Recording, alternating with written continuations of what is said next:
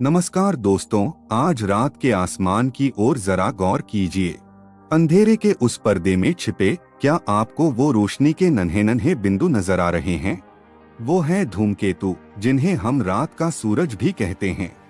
आज की रात हम उन्हीं की अनोखी कहानी पर नजर डालेंगे, जानेंगे कि वो कैसे चमकते हैं, कहां से आते हैं और हमारे लिए आखिर क्यों खास हैं। धूमकेतु क्या हैं? धूमकेतु बर्फीले पिंड होते हैं जो सूरज के चारों ओर चक्कर लगाते रहते हैं। ये किसी सफेद स्नोबॉल की तरह दिखते हैं, जिनके पीछे बर्फ और धूल से बनी एक लंबी पूंछ होती है। ये पूंछ सूरज के पास पहुंचने पर ही दिखाई देती है, जब सूरज की गर्मी बर्फ को गैस में बदल देती है और सूरज के विपरीत दिशा में धकेलती है। इसी वजह से ये नजर आते हैं जैसे कोई पूंछ लिए हुए हों। धूमकेतु कहाँ से आते हैं?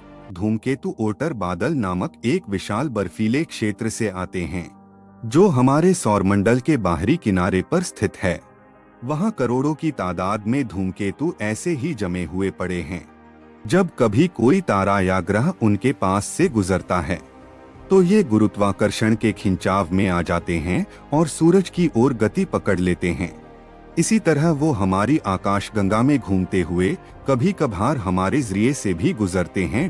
धूमकेतु क्यों खास हैं? धूमकेतु हमारे लिए इसलिए खास हैं क्योंकि वो हमें सौरमंडल के शुरुआती दौर की जानकारी देते हैं।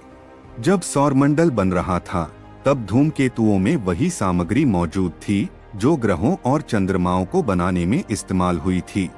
इसलिए उनका अध्ययन कर हम समझ सकते हैं कि आखिर सौरमंडल की शुरुआत कैसी रही होगी। इसके अलावा धूमकेतुओं के टुकड़े टूटकर कभी कभार पृथ्वी पर भी गिरते हैं। इन टुकड़ों में मौजूद कार्बनिक पदार्थों ने संभवतः पृथ्वी पर जीवन की शुरुआत में महत्वपूर्ण भूमिका निभाई होगी। धूमकेतु देखने का मजा। धूमकेतु को नंगी आंखों से देख पाना जरूरी नहीं है, लेकिन कुछ बड़े धूमकेतु इतने चमकीले होते हैं कि इन्हें आसानी से देखा जा सकता है। साल 1997 में आया हेल्बॉप धूमकेतु ऐसा ही एक उदाहरण था, जिसे पूरे साल तक बिना दूरबीन के देखा जा सकता था। ऐसे खास मौकों पर दुनिया भर के खगोलशास्त्री और आम लोग भी धूमकेतु को दूरबीन या टेलीस्कोप से देखने के लिए उत्साहित हो जाते हैं।